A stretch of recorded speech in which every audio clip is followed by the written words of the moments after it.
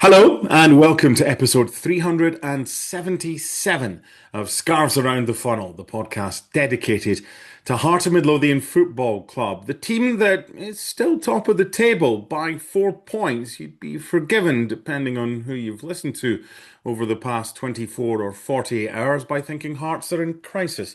We're not. We're still top of the table. Before we get to what happened at the weekend, and before I even introduce today's guest, we start today's show by congratulating Aberdeen Football Club, everybody at the club, on the addition of a third star above their jersey on their club crest. A Cup Winners' Cup triumph over Real Madrid in 1983, a Super Cup victory later that year over Hamburg, and now, given some of the celebrations following Sunday's 1-0 win at Pittodrie, another historic achievement in the club's history. My name is Mark Donaldson, and his name is Scott McIntosh. A warm welcome back to a well-kent face. How are you?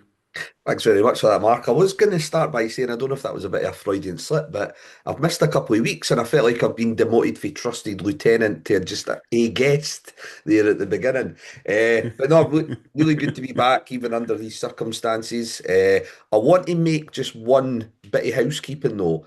I noticed that you've got the Heart stuff back out behind you. A I little bit do. disappointed at the lack of Hearts memorabilia when you were doing your piece with Henry Winter last week off the back of the Scotland game.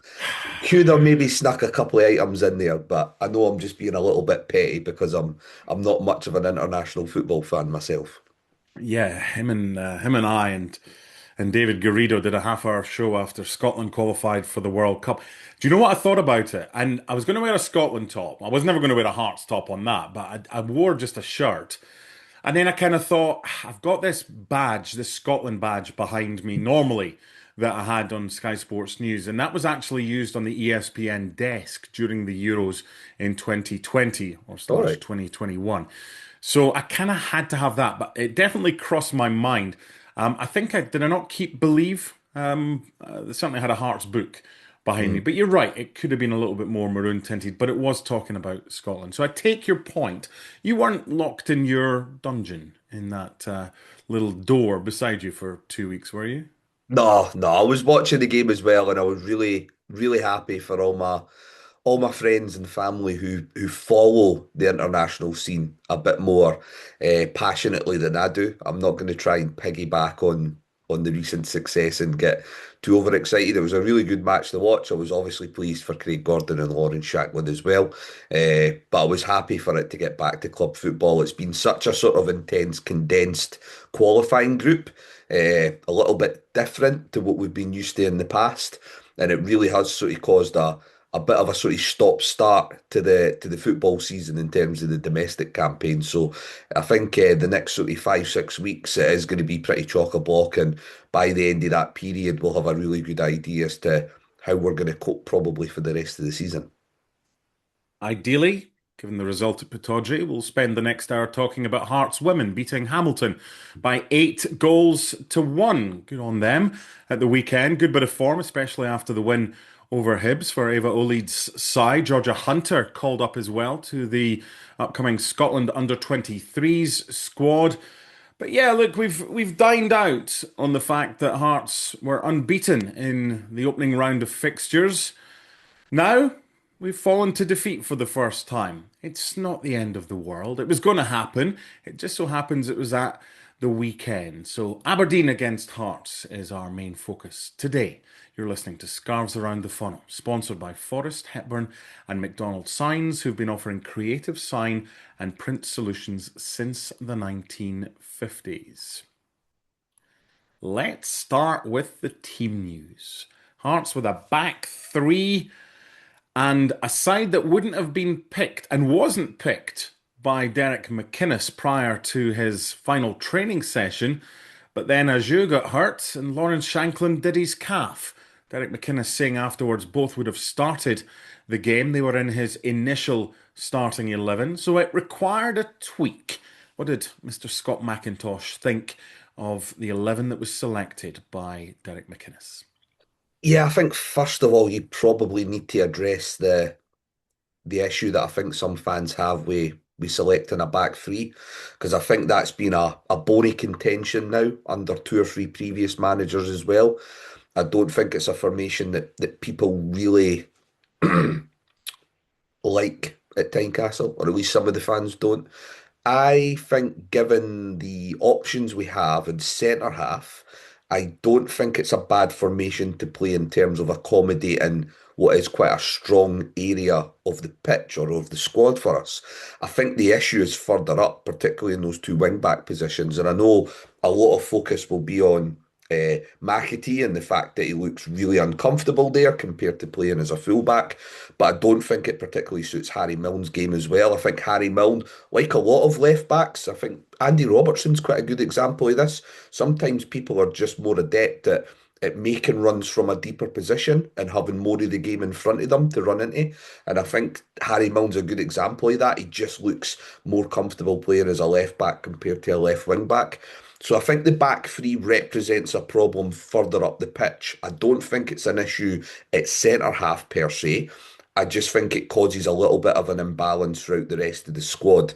And I think you could see that again yesterday. A lot of our players having to be focused down the left-hand side of the park purely because we just don't have any sort of creativity down that right-hand side, at least until January. So I think it's imperative we try and find a solution or a way of getting back to that back four as quickly as we can. Everything has been rosy in the Tynecastle Garden since the start of the season. In fact, since Derek McInnes took over League Cup campaign, group stage was decent until the game at St Mirren. League couldn't have gone much better, and certainly we would have signed up for that at the start of the season. But that's not to say that while we've dished out a lot of praise, we can't be critical. And I'll ask you the question. I've got my own thoughts on this, which I'll give you afterwards. Hindsight's easy. Why don't we play a right back or a right wing back at right wing back or at right back? And why don't we play a central midfielder who we're playing at right back or right wing back in the middle of the park when Benny's not there? Does it not make more sense to play Borchgrevink on the right hand side of this formation that was played at Pittodrie and McEntee alongside Cammy Devlin? I think it's a valid point. I think it's not something I'm expecting to see change until January. I think Hearts will be in the market for another right back or right wing back in January. I'd be very surprised if you don't see somebody coming in and following Chesnikov through the door during that month or during that window. I think anyone who's watched Derek McInnes sides, in particular that Kilmarnock team over the last 2 or 3 years, we know that he likes playing or relying upon centre halves to fill in those fullback positions. So I think McAtee playing there, it's understandable given Derek McInnes' track record. And I think also as a right back, it has been successful. I think Ocean McAtee has done very well there. I think Dundee United was probably the first game where you would say where he's really struggled as a right full back. Now again, if you go back to the start of the season, if you look at games like first half at Livingston, first half against Motherwell example, when he's tried to play as a right wing back, it just hasn't worked. So I can understand fans maybe questioning that selection. Again, I think his selection points to set plays, defending and offensively as well. So I think there's a little bit of that thinking behind it. It gave us an out ball in terms of Harry Milne being able to switch the ball out. He had that long diagonal and we had Ocean McAtee hit there for that as well. So there is reasons why he's in there, but I can understand why fans would maybe question it. I just think Derek McInnes has probably watched Borchgrevink in training and maybe feels that he maybe lacks that physical or aggressive aspect to the game that he probably wants for his fullbacks. And again, it's fine if that's the case. Borchgrevink comes from a background where the game's played predominantly at a slower pace on AstroTurf pitches. So having pace and aggression isn't something that fullbacks need in those leagues because the game's played at a far slower pace. So it's not as simple as maybe just saying, why don't you play a right back in that position? I think McAtee's done well to a point up until this stage. But I think if you're going to go with a back three, I would actually be more inclined to say that I'd maybe want to see a winger play in that position and maybe just focus on getting somebody, you know, hitting further up the park. I know they experimented it with Forest at Tannadice, and I know it didn't particularly work out on that occasion, but it's maybe something they need to consider because I think McAtee's definitely suffering when he gets played out in that position. Hearts are now a scalp. It's a cup final for a lot of teams when they face Hearts. Not because we're Hearts, but because of the position we are in the table. It's like if the league leaders come to Tynecastle, whoever they may be, whether it's Rangers, Celtic, or whoever, beating them is a scalp. So teams are going to raise their game to face Hearts. Given that, and Hearts not really having their first attempt until kind of 10 minutes, Finlay going round the back, but firing wide at the back post. What did you make of the start to the game in these dreadful conditions made by Hearts? I actually thought it was okay. I thought we tried to mix our game up. We tried to go long at times. We even tried it in the first minute where Kabori nearly gets away from Jack Milne during our first attack. So I think we did try to vary our style up to try and keep Aberdeen guessing. I think we lacked a little bit from the back. I think it's fair to say that Craig Halkett is more comfortable bringing the ball out from the back to Frankie Kent, and I think he's more capable of switching play to Frankie Kent as well. So you do lose something from the back where you've got to replace Craig Halkett in that position. I don't think it was that bad. I think most of our ills yesterday boiled down to decision making and having that killer instinct in the final third. That's really what hampered us yesterday.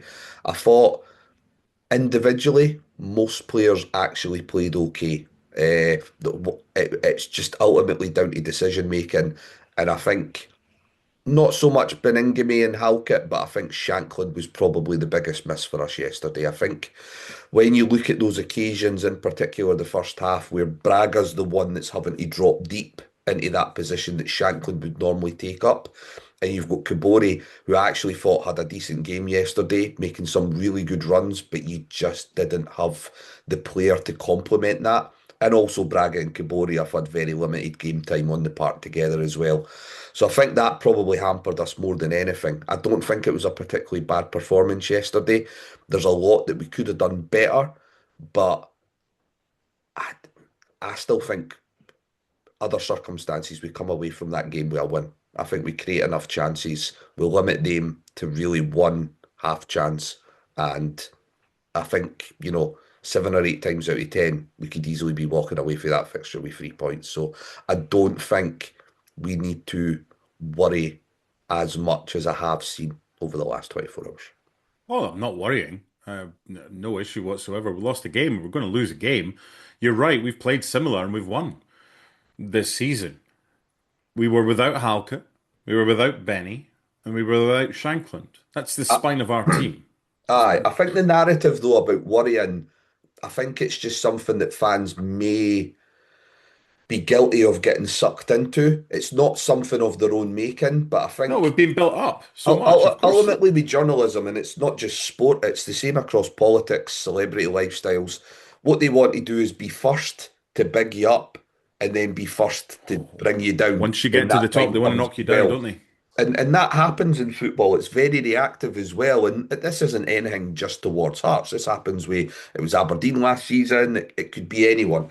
But I think what the fans need to remember is we don't need to worry about getting sucked into that conversation in the same way that we didn't need to worry about getting sucked into the conversation at the start of the year when it was all about how well we were doing. You just take a game at a time, like Derek McInnes has said. And we know that we've got January just round the corner. We know that they're looking at targets. I'm very confident that they'll fill the positions that they need to, and that by the end of January, we'll end up with a stronger squad than we had at the start of it. It's just navigating this spell leading up to that. Injuries and suspensions don't help. But given what I saw yesterday and given what I've saw over the piece over the last 2 or 3 months, I'm more than confident that, and I think I've said this a few times, we will hit bumps, but I don't think we will hit a patch of form this season, which will see us losing 2, 3, 4 on the bounce. I do think we'll come back strong on Saturday. Bottom line is, this is about experience. This is about not playing well and going to St Mirren and scoring with practically the last kick of the ball and winning by a goal to nil the night before. Celtic do it. Celtic have done it, and Celtic will continue to do that. They've done it before, and it might be a pivotal weekend with them getting 3 points when not at their best and us not playing badly, but losing. It could easily be a 6 point swing or any points in between, but it wasn't, and it's how we bounce back from that. And I thought after the start, which was, I think it was pretty cagey, we had our chances. Midway through the first half, Milne hitting the bar. Whether or not it would have counted, don't know, because there were a couple of ones that were similar. Finlay was offside, there was a I think the potential Finlay one was handball. definitely offside. Milne was Yeah, a little bit more 50-50 in terms of how that would yeah. be You called. put the ball in the back of the net and then you ask the questions. So it wasn't as if we weren't creating chances. Kent, we've spoken about this. Laurie and I were speaking about it last week. He's always in a good position to head the ball. He just doesn't head the ball very well for someone that should be better at heading the ball. Not in the opposition box anyway. He's very good with his head when he's clearing it. Exactly. Exactly. So he could have easily scored. I mean, I think we after the corner came in, I think it was three Hearts headers. Played Yeah. to the back post, played to the near post, played across, and then headed. So we could easily have been ahead. Armstrong fired over. It was a good move, probably Aberdeen's best move of the first half, and he fired over as well. So we were more of a threat than they were. It was just frustrating when they opened the scoring after 38 minutes. It was a bit of good fortune for them. He gets a ricochet, Keskinen, and then he fires it home pretty well. But rather than talk about an Aberdeen goal, because you can if you want to, I want to talk about in the build up to the Aberdeen goal and after that. We had Cammy Devlin, and congratulations to him starting a game for Hearts as club captain, well, not as club captain, but as captain of the side. Must have been a proud achievement because he has worn the armband before when the captain has gone off. Cammy was doing everything he could to come short, be the conductor of the orchestra, pick the ball up in the sixth position. But for me, he didn't have enough options near him. He didn't have enough players showing for him, whether it was Magnuson. And Cammy's not the type of guy that's going to spray 40, 50-yard passes to feet every single time. So if you're not looking for those long balls over the top to a Braga running one side, and I thought he was poor in the first half, or a Kizaridis or a Kabore, and there were a couple of times that were balls were played to Kabore and they were fine because they were chest height or lower and they were controlled. But it just appeared to me that when Cammy wanted the ball and was getting the ball, that he didn't have enough teammates near him that wanted to get it off him to continue its path up the field. Yeah, I think you saw examples in the second half when Borshavink comes on, where we actually have little periods of the game where we do okay over that right side of the pitch and we do keep the ball pretty well. I think first half we definitely did struggle. I think so far with what I've seen out of Magnuson, I think he would benefit from a midfield three. I think he showed himself to be a good option going forward. He's certainly somebody who's willing to support the forward players and get involved in the box. I think he's got a good touch on him. I think he can definitely link up play. But I do think they just lack that chemistry that obviously Cammy and Benny have built over a sort of four-year period now up to this point.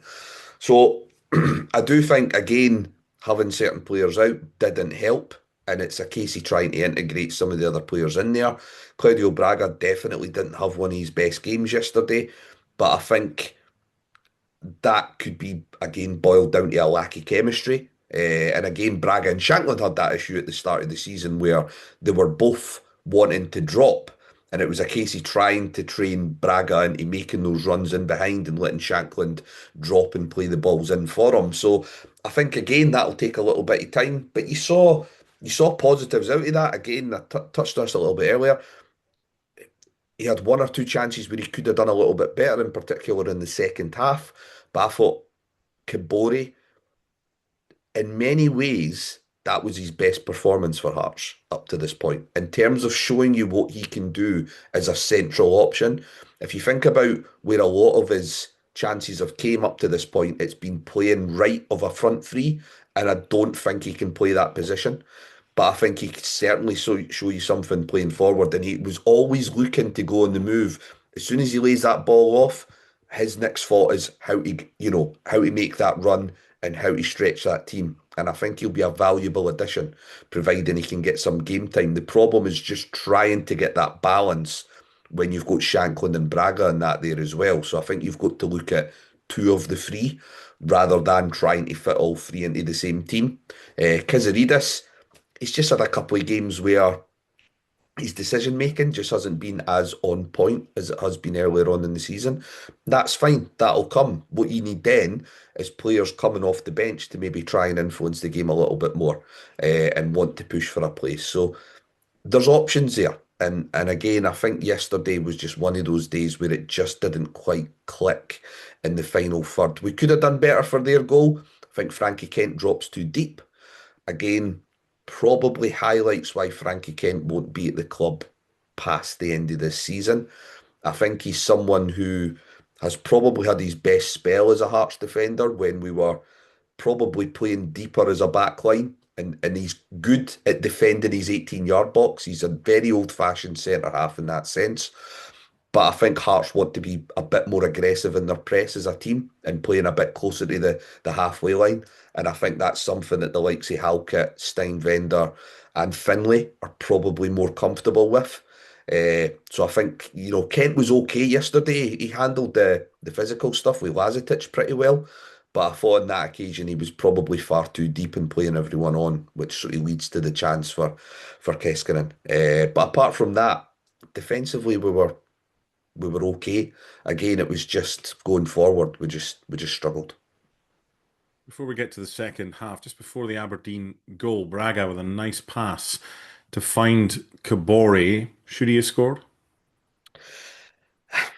With that one, I thought it was a little bit more difficult. I thought the one in the second half is the one where he should have done better, Yeah. where he sort of takes a bit of a wild swipe at it rather than maybe look to place it in the bottom corner. The one in the first half was more of a first sort of half chance for me than a full chance. I'm just thinking about the performance overall and a lot of changes. But what we've seen is we've seen predominantly a back four where Findlay and Halkett know how to play with each other. In front of them, Benny and Cammy know how to play with each other. Then Braga and Shankland play well together. And we didn't have any of those three key central spine of the team relationships in this game. So yeah, the press at times wasn't great. There were runs made that were isolated. There wasn't enough support at times as well. But look, it's not the end of the world. And I know there's comparisons with Aberdeen and Hearts and Aberdeen last season, and then they lost and they couldn't win again. I very much doubt that's going to happen again. Halkett comes back. We're still waiting to find out the extent of Shankland's injury. Who knows what's the deal with Aju? Benny, how long he's going to be out for as well. But we trailed at the break, and when we come back, we will find out Scott's thoughts about the Hearts' performance and the Hearts' reaction in the second half at Pittodrie on Sunday. You're listening to Scarves Around the Funnel, sponsored by Forrest Hepburn and McDonald Signs, who've been offering creative sign and print solutions since the 1950s. The first 10 minutes, I don't know how Hearts haven't scored of the second half. Kizaridis in the 50th minute. Then he had a cross. I know the flag went up for offside just after that. He was heavily involved, did well, got past Aberdeen defenders. Frankie Kent's effort was deflected behind on 53. Kabore finding Kizaridis again, then down to Magnuson, whose header went straight at Mitov. The first 10 minutes, I thought we got the reaction I'm pretty sure Derek McInnes would have hoped for.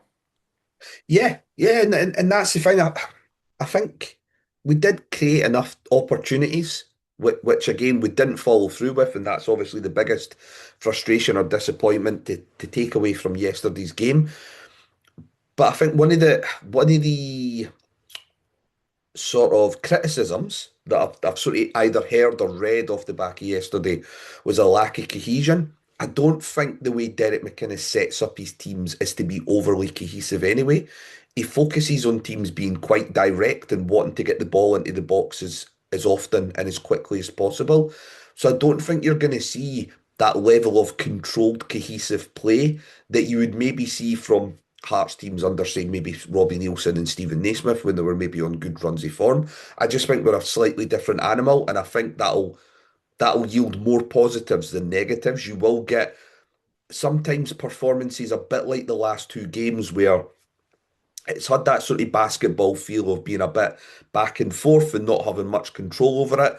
But that should ultimately yield more chances for us as a team.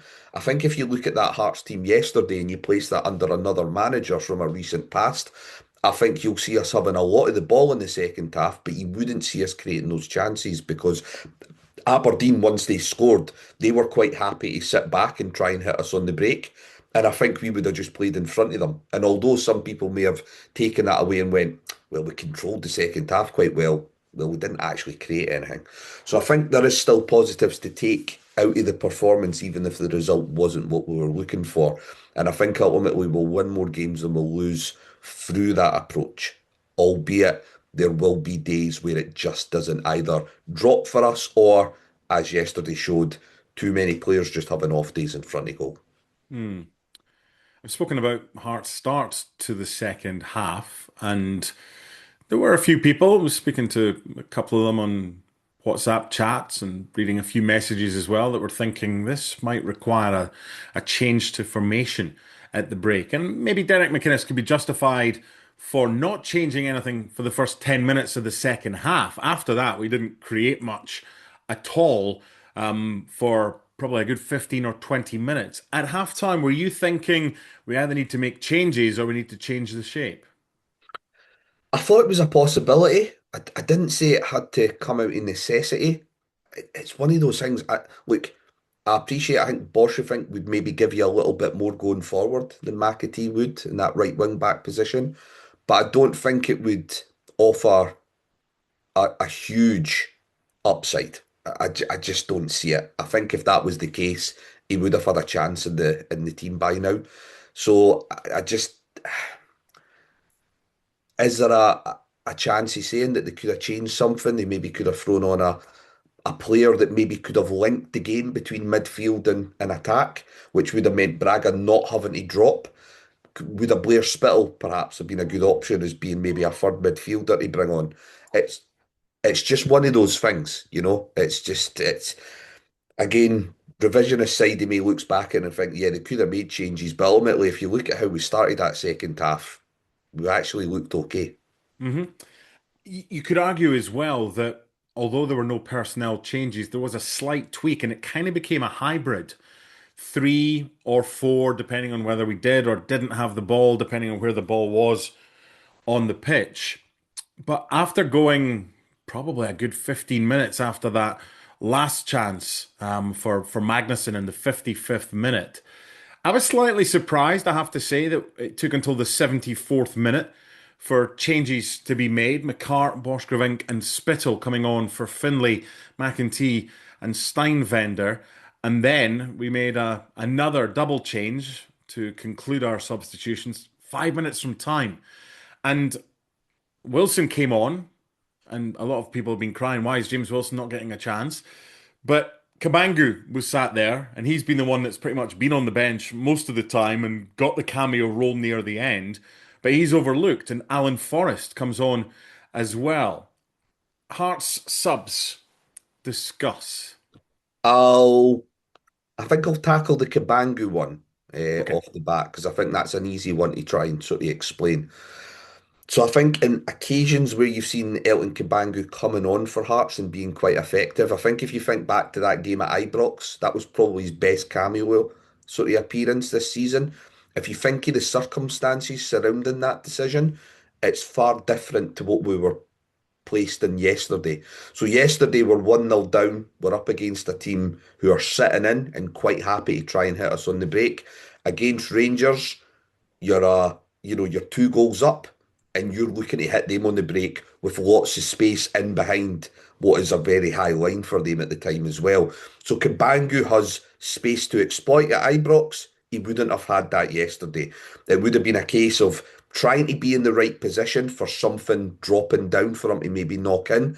And I think in that scenario, I think James Wilson is a better option in that specific scenario. Now, I probably would have gave him more than 5 minutes. So I think it's valid to maybe look at the timing of that double sub and say, could that have been made maybe 5 minutes earlier? I would have liked to have seen Blair Spittle on a little bit earlier, just because I think it maybe would have given you just that little bit of a link between midfield and attack, and maybe would have taken a bit of that pressure off of Braga, who was struggling in that role. Was picking up plenty good spaces and positions, but just his decision making again, that lack of chemistry with Kibori was just crippling him yesterday. So yeah, I think there's valid criticisms to come for the substitutions, but I think the Cabangu and Wilson one does actually make sense when you take the circumstances in isolation and compare them with when Cabangu's maybe been a little bit more effective for us earlier in the season. Something that was brought up in the Sky Sports coverage was a potential penalty for Hearts. Not Elton Kabangu, we've just been talking about him. Pierre Kabore was, you could argue, wiped out by Dimitar Mitov. Should it have been a penalty for Hearts? Yeah, I mean it's a tribute to Schumacher in the 1982 World Cup, isn't it? I mean it's just assault. It's just look again.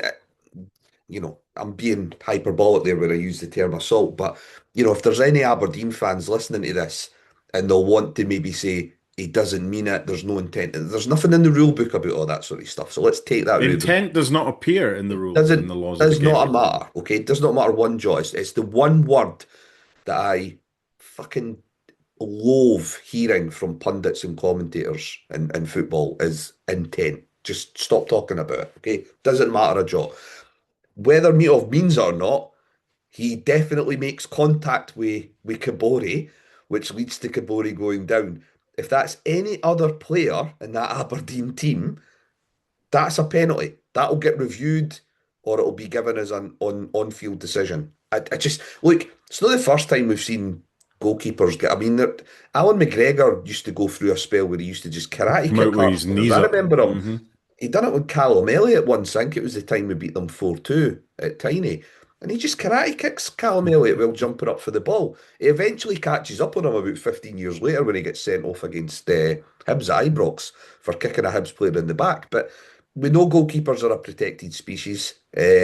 So it's one of those decisions. Look, we've had some decisions go for us this season and some that have went against us. It's just been a bit unfortunate that it seems to be a weekend where everything's went against us. You've had, St Mirren having decisions go against them. You've had Livingston not get a penalty when they should have done at Ibrox. And then you've had obviously that decision yesterday, which didn't go in our favour. So that does heighten it a little bit, where you see everything sort of almost going against us over the 2 day period. But there'll be examples of that which will fall in our favour throughout the rest of the season. So that's one. It's kind of one where you've just got to take it on the chin. I mean, we could sit here and have a conversation about VAR and its merits, but ultimately we have no control or any influence over whether that gets applied or reviewed further down the line. Again, an open goal that Hearts and many other clubs missed out on when they could have discussed the issue with us prior to it being Hmm. created or installed within Scotland. But it's just something you've just got to try and accept now, and it's disappointing. But again, given how poor we were in front of goal, it would have been interesting to see if who actually would have scored it and who would have taken it. Actually, to be fair, Yeah, that would have been interesting as well. Obviously, with Shanklin not being on the pitch, so yeah, it's just one of those things. Just got to take it on the chin and get on with it. I have zero interest in talking about corruption in referees. If others want to do that, feel free. But I'm happy to talk about incompetence. And there was one in particular I saw highlighted again on social media. And it's the assistant on the main stand side of Pittodrie. So the opposite side as you look at it from the TV cameras. And It's the Ocean one where he gives McEntee, Aberdeen a throw in. right in front of him. Uh, McEntee clearly comes off the Aberdeen player and he gives Aberdeen the throw. And a Hearts throw in that situation, who knows what could have happened. Look, we're nitpicking here. These are simple things. These should not be wrong decisions, especially when you're literally on top of that, looking Cammy at that. Devlin booking as well, eh? It's like it's not even a free kick. It's not He even a wins the ball. foul. And look, there's examples of Aberdeen not getting decisions as well. Like you say, it's just inconsistency, and possibly incompetence is such a strong word. I just think they're not fully supported by being part-time referees. I do think that has a bigger that to me is going to remain a bigger talking point than the use of VAR. I think getting our referees up to full time would make somewhat of a difference. But even then, it wouldn't, it wouldn't get rid of all errors. We see what happens down south. They've got all the support in the world for their referees in terms of camera angles on VAR and full-time work and that as well. So we're never going to fully rid ourselves of, you know, a lack of consistency from referees. Not as long as they're still officiated by human beings. It's just the way it is. I don't know who the assistant was.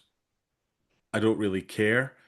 But if that assistant has a job during the week and was suddenly given lots of money to quit that job and go full time, it's not going to change the fact that they have not been able to see, whether they're full time or not, the clear final touch was off an Aberdeen player. Now, look, if you're an Aberdeen fan listening to this, which I highly doubt, but if you are, look, we'll have games where we don't play great, and look, Scotland weren't great against Denmark and won. Great, magnificent, enjoy it, no problem whatsoever with that. But then you'll look at Hearts fans moaning about this should have been a penalty or that should have been a throw-in. We lost. We were going to lose, whether it was at Motherwell, whenever we were going to lose, it was going to happen, and we've lost now. So now it's about bouncing back. There's no tears or anything like that. Are Hearts a better side than Aberdeen right now? Yeah, by a long way. Did Hearts win at the weekend? No. We lost, and it's up to us to put the ball in the back of the net. It's not Aberdeen's fault. They don't care, I don't care how they play. If we have the chances that we have, more often than not, we should. And I agree with you at the start. You said 7 or 8 times out of 10, we'd probably win that game with the chances that we had. But the key for me now, Scott, is not to get carried away and wallow in self-pity and think, well, that's it. Celtic have snatched a late win at St Mirren because that's what they do, and Hearts have lost at Pittodrie. That's it. This is this is one of 38 games. We did well in the first 11. We didn't do well in the 12th. Now we've got to reset. We get Craig Halkett back. Don't know about any of the other ones, but give me a bigger picture about where Hearts are right now, rather than going into the minutiae of where Hearts are just over 24 hours after a defeat at Pittodrie. Well, I meant to try and yeah, we're ahead of schedule. Like there's no other way of putting it. We actually are. In terms of where any of us thought we would have been, back around sort of June, July time when we were trying to build the squad. I think everyone understood that this was going to be probably a transitional period where you were still hoping we would be able to maybe try and consolidate third for a couple of seasons, obviously push for a couple of cup victories as well. But I think from a player standpoint, in terms of the player recruitment model that we're looking to move into, it wasn't going to be an overnight thing where, we were going to end up with 11 Jamestown players on the pitch within the first transfer window. It was going to be very much a case of bringing in Derek McInnes, try and use his experience in the league to get the best out of the legacy players who were already at the club, but then drip feed, new players into that system as well, and hopefully they would complement each other. It's probably going to be another 2, 3, 4 transfer windows before you probably see the full fruits of what Graham Jones and Jamestown are working on just now in terms of having a squad or a team that's predominantly full of sort of Jamestown signings. So I think we are ahead of schedule just now in terms of how we've performed up to this point.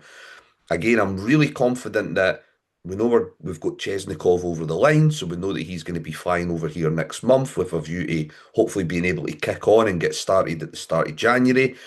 Very confident that a right back, a right wing back will come in during January if they can source the right one. There's rumours about, looking at other players.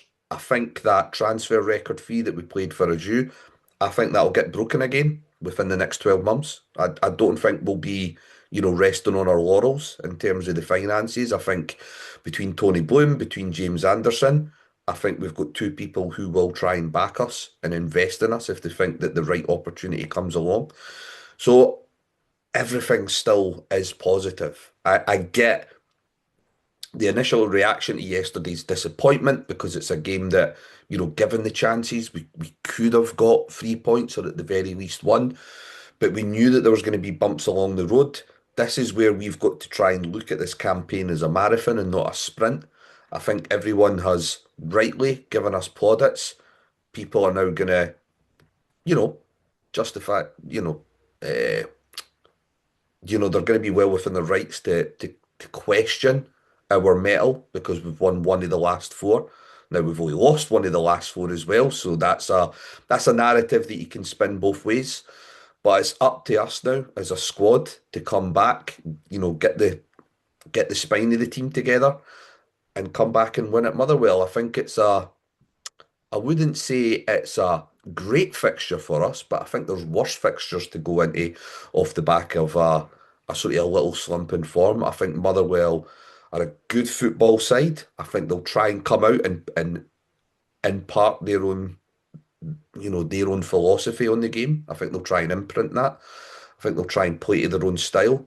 But I think they will certainly offer us opportunities to hit them. And I think if you look back at the performance against them in the first 60 minutes towards the start of the season. I think we've got the likes of Braga and Kabori and Kizididis in our side that can now exploit those areas of the park that I think we couldn't do for that opening spell in that home fixture. So I'm really confident we can go there backed by a sellout away crowd and get the 3 points that we need. You're listening to Scarves Around the Funnel, sponsored by Forrest Hepburn and McDonald Signs, who've been offering creative sign and print solutions since the 1950s. We touched upon it a little bit a couple of minutes ago, the transfer window in January. When that closes at the beginning of February, how different do you think the Hearts squad will look, both ins and outs, compared to what it is right now? Specifically, the likes of Elton Kabangu, who's been linked with a move away, perhaps sold in January. Have you heard anything? And what do you reckon? So I think in terms of the outs, it's still really difficult. It really depends on how players are feeling now compared to the start of the season. Maybe at the start of the season they were still confident that they could maybe force their way into the first 11. I still look at some of those players. I look at the likes of Alan Forrest and Blair Spittle, Stephen Kingsley, and I just think they will look at where they are in their careers, look at the wages that they're receiving at Tynecastle, and they would probably know that any move they make just now would be a downward trajectory in terms of statutory club and finances to go along with that as well.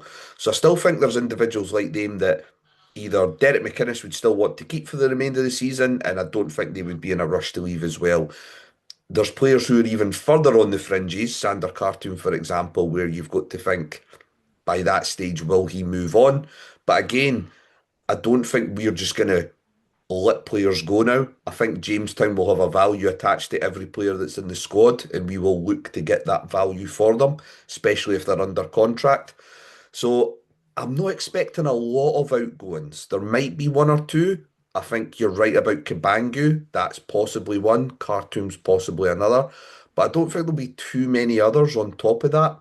And in terms of incomings, again, I think you're looking at no more than maybe two or three in terms of incomings to complement Chesnikov. You've not been with us for 2 or 3 weeks. We've had a fair few discussions about a few things. Just want to get your take on what we have discussed during your time away. How do you think the match day experience is at Tynecastle?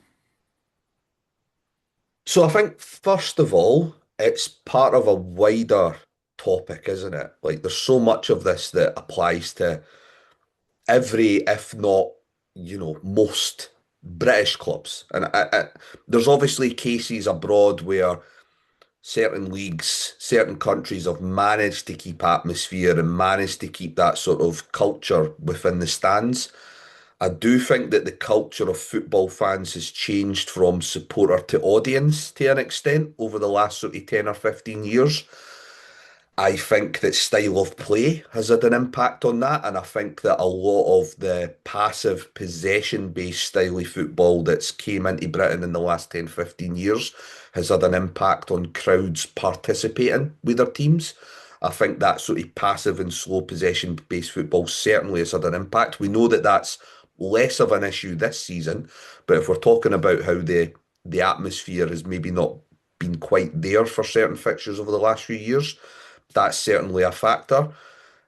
I think society wise, again, it has moved more into a family middle class sport, football, to where it was again a couple of decades ago as well. So I think there's a lot of factors that are out with of the fans or the club's control. Now, is there certain things that the club could do to try and help? I think the positioning of the ultras, it's not ideal. Now, I get why they've placed them there to begin with, but logistically, how do you then expand on that? Because they've already had to move families into the other stands to make way for that first batch of ultras to come in. But directly above the ultras are hospitality for the Gorgie Suite. So, what exactly is the next move for the ultras in terms of trying to increase on their numbers? Does that mean that you then have to try and position them somewhere in the stadium? And how do the club go about having that discussion? So I think there is a little bit of an issue there that needs to be addressed as well. I just think there's so much about the atmosphere where, again, a little bit comes from nostalgia as well. And I'm just as guilty of this as every other fan. You'll always remember those days where you heard the crowd roar and those nights where the atmosphere was great. But let's face it, when I was first attending games, especially games I can remember back in the early 90s, I remember those midweek fixtures where you're playing at home to St Johnstone and there's 8 or 9 thousand there, and there's barely a roar until the team do something to sort of stir you into action. So it's that I think we sometimes overplay the the issue surrounding atmosphere. It's always going to be better for the big games. It's always going to be better when the team's playing well and you've got something to feed off of in terms of energy. And that's just the way it is. I do think there's certain things that have changed in football over the last 10, 20 years, which is affecting it more. As I've said, there's issues with the style of play. There's issues in terms of culture. I do think there's more of it's we've kind of inherited it from the Americans, but there's that instant gratification. And again, that's born out of things away from sport as well. We get everything on demand. We don't have to sit and watch adverts anymore. We don't have to queue for things. We can get food delivered to us. Everything's at the touch of a button, which ultimately leads to you just having expectations of everything just happening instantly. And that's affected football. This is why managers get sacked so quickly. This is why fans are so knee-jerk to one performance or one bad result. So a lot of it is stuff that is a bigger issue than just the club, unfortunately. But there is one or two things I think the club could maybe look at trying to fix. I think trying to bring along some sort of a pulley system with regards to the ultras would maybe help, and maybe trying to accommodate them. I think there's been conversations in the past around how to accommodate the ultras, but it's maybe not always sort of been that positive off the back yet. So I think just a case of further talks between them. Apart from that, every fan, I suppose, has then just got their own sort of individual responsibility to try and help with the atmosphere. And that's all it boils down to. Don't Mhm. wait on the ultras to start a song. Don't wait on section G or section N to start something. Try and start something yourself. So there's maybe an individual responsibility in us all to try and do something to help. But look, I noticed at the Kilmarnock game the other week there, the atmosphere was brilliant. Everyone was in the stand 45 minutes before the game, starting the song. So I do think it can depend on the circumstances. And I don't think it's just a Hearts problem. I think this is just something No. that's indicative of every team. You see at Ibrox, we've all slagged off Rangers fans in the past for, the atmosphere or lack thereof for certain fixtures. Celtic have had it, Hibs have had it. It just, swings and roundabouts. I don't think it's something we need to be overly concerned about. It's a good topic to discuss, but it's Mhm. probably a topic that's a bigger issue than just one club. Bottom line is, a lot of it's driven by performance on the field and the reaction to that. And you Yeah. go through a blip, it's going to be like a morgue at times. And that's when it's probably the onus is probably more on the supporters. I think Right why now, it came up recently, because I think some of it stemmed it from was the a Dundee Dundee United. United game. Yeah, at I home. think a lot of it's nervous energy. And so we've discussed this season throughout about players needing to adapt to this new experience of being part of a team that are top of the league. There might not be too many players that have that experience, so this is a learning curve for them. I think for Hearts fans, it's the same. This is something where Agree. we maybe hit this spell once every, few seasons or once every maybe 20 years where we look like we're going to be a serious threat to the title. But because it's not something that we experience every season, I think this is something that the fans like the team need to try and adapt to. And I think that can lead to nervous performances on the park. And equally so, it can lead to a bit of nervousness amongst the Hearts support. I think against Dundee United, the fans were patient. Most fans applauded the team off at the end of the game. I think they recognised the effort from the team, even if we maybe lacked, for want of a better word, control, particularly in that second half of the game. We maybe wanted to try and push things a little bit quicker than we needed to. I think most fans recognised that and they were patient, but there was certainly a nervous energy amongst that patience. And maybe that's something that maybe can impact on players. But again, I don't think the fans need to be too hard on themselves there. I think this is just something that we need to be trying to learn and deal with in the same way the players do. On to this weekend, Motherwell against Hearts. Hearts have just suffered their first away defeat domestically in the league since the end of March when Celtic won by 3 goals to nil at Parkhead. Quiz question for you. The last time Hearts won at Motherwell, who scored for Motherwell? Last time Hearts won at Motherwell. So I know we beat them 3-0 when Shanklin scored and Forrest scored twice. I'm just trying to think if we've won since then. So that was 2022. Oh no, and then we beat them 2023-24. We did. Shanklin scored twice in that. No, wait, that was 2-1. Correct. So who scored for Motherwell? Shanklin Shanklin scored scored twice for twice. Hearts. Was it Spill? Hearts went, was it? Was it Blair Spill? It was indeed from a penalty after Hearts Aye, had gone that 2 was nil it. up. Yeah, aye. Been a while. Been a while. It was always a ground I used to love going to growing 80s up. and 90s, it was a great ground Brilliant. for us. Oh, We I had a can great count on record one there. hand. Can count on This one hand the century, number it's of times. been ups and downs this century. There's been some okay days, but there was that midweek game where we played basically an under 18 team and got beat 6-1. That was a Wilfred Uefi played in that game. I remember aye. that one. Yeah, I mean, I was going to say I was fortunate to be there. I wasn't fortunate. No one was fortunate enough to be there. Back for Dad's funeral in April, and took Mum and brother-in-law Yeah. and father-in-law to Fir Park. It was grim. It was 0-0, and one of the other things that Laurie and I discussed was whether or not I think it was the following week.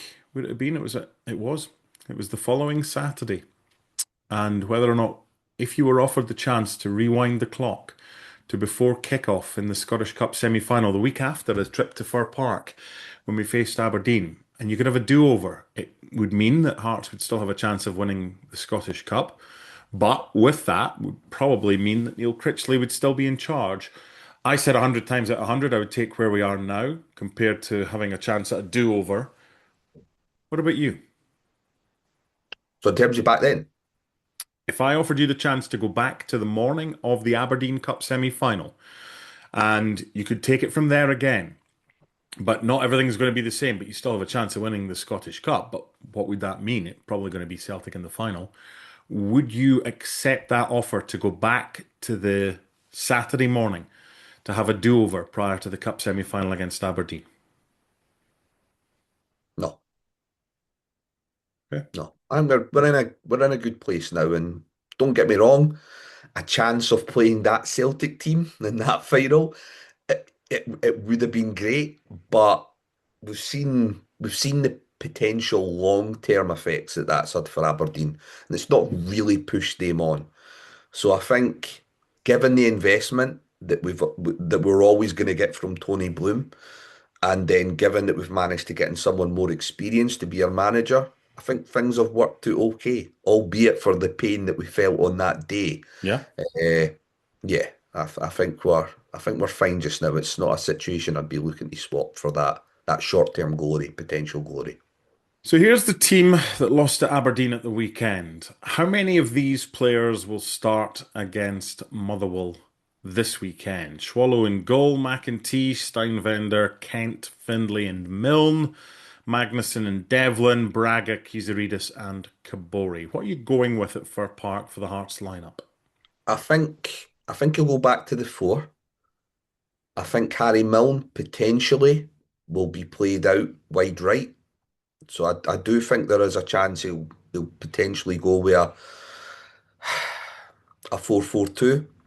I think if Shanklin's back in, I think they'll play Shanklin in that hole behind. I mean, there's an argument to start Kabori because I thought he actually done all right yesterday. Uh, you play Shanklin behind Kabori. You've then got Kazididis and Milne playing either side of them. I'd stick with Magnuson and Devlin in there in the middle. I'd get Halkett back in. I would drop Kent. You would then be looking at bringing in Kingsley, I suppose, at left back. And then right back,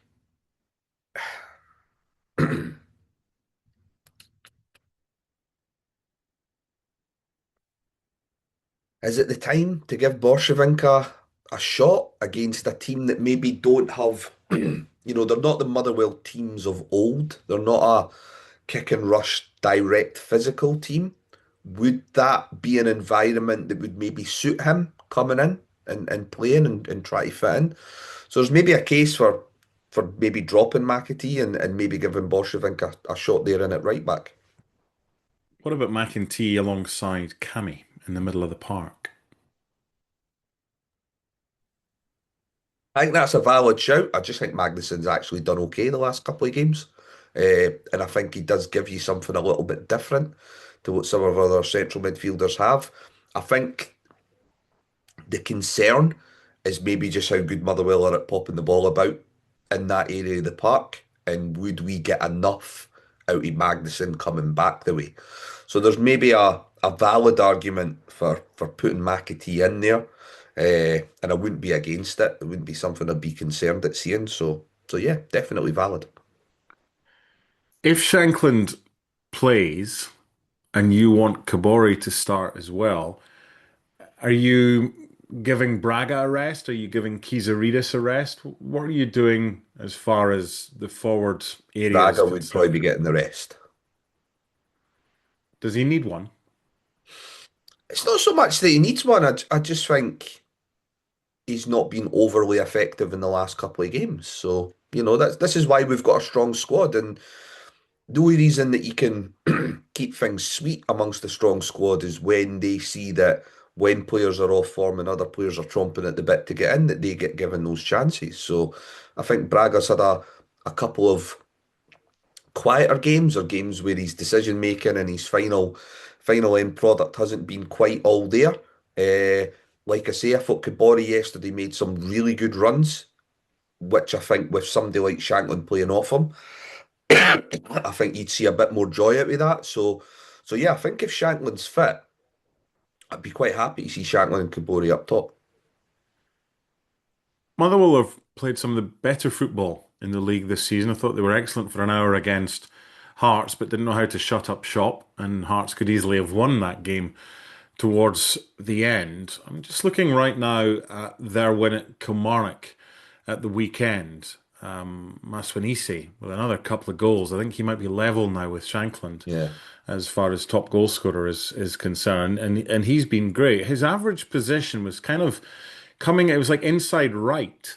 They don't necessarily play with an out and out striker. I know Callum Hendry was kind of the one as part of a 4-2-3-1 at the weekend, but the most advanced player was Maswanise, and he kind of comes in off the right-hand side. Do you think the back three experiment will be binned or will be thought about depending on what Derek McInnes thinks Motherwell will do? And the likelihood is they usually go with that kind of 4-2-3-1 formation. I don't really want Derek McInnes thinking too much about their formation because I He think shouldn't, should he? there's a fluidity to their game where they're not rigid in terms of their No. formation anyway. So there's no point there's no point trying to match them in the same way that you might see McInnes try and do in other fixtures. I wouldn't be attempting to do that with Motherwell. I would just look to play our own game, and I think try and bypass the midfield, try and be quite direct. I think Motherwell are there to be got at. I think it's fair to say their back four slash back five is the easily the weakest part of their team. So I think it's a case of turning them and just, making them worry about us. I wouldn't overly concern ourselves with them, which might sound a little bit arrogant. I would agree with you. They've been really good to watch this season. But I think because of the fluidity, in particular that front three, I don't think it's a situation where you overthink what you're going to do to try and negate that. I think you've just got to put trust in the players that they will win their individual battles and go out there and win the game. Prediction time. What you got for us? I'm going to say 3-1 Hearts, Hmm. and Kimbori is going to score one of the goals. The optimism because. The optimism is because I still think we're creating a lot of chances. So there's our style of play hasn't changed. It's been our decision making and effectiveness in the final third that's not been there in the last two games. So it's not like all of a sudden everything that we were doing well at the start of the season has just disappeared in a couple of games. That's still there and that's still present in terms of how progressive we're trying to be in terms of getting the ball forward as quickly as we can, try and get the ball into the wide areas, try to switch play quite quickly. I still think all those hallmarks of what we were doing well at the start of the season still there. It's just a case of some players being a little bit off the boil, and yesterday in particular, not having those relationships which had created the spine of our team up to that point. I think if we can get Shanklin and Halkett back in the team for the weekend, that'll make a huge difference, and I can see us winning this game. I think it'll be very close. I'm going to go 2-1 Hearts and Kizaridis. This is a Motherwell side that's only lost once at home in the Premiership this season. They can blow hot or cold, but so can Hearts. And if Hearts are to get all 3 points, you can look at it and say, you know what, we could still be unbeaten with a point at Pittodrie and a point at Fir Park. But then you think of it, yeah, but a defeat at Aberdeen and a win at Motherwell, and you're a point better off. That's the way it is. Hearts are still top of the table. They will continue to be for the time being, with more than a 3 point lead over Celtic. If we don't get a good result, we'll still be here next week to look back and pick the bones on a game at Fir Park. If we do, we look forward to next week already. Good luck to Hearts this weekend. My thanks to Scott McIntosh and to our sponsors, Forrest Hepburn and McDonald Signs, who've been offering creative sign and print solutions since the 1950s. You can get us on social media at Around the Funnel on X and Blue Sky. We're Scarves Around the Funnel on Instagram and on YouTube as well. We are Scarves Around the Funnel. Bye for now.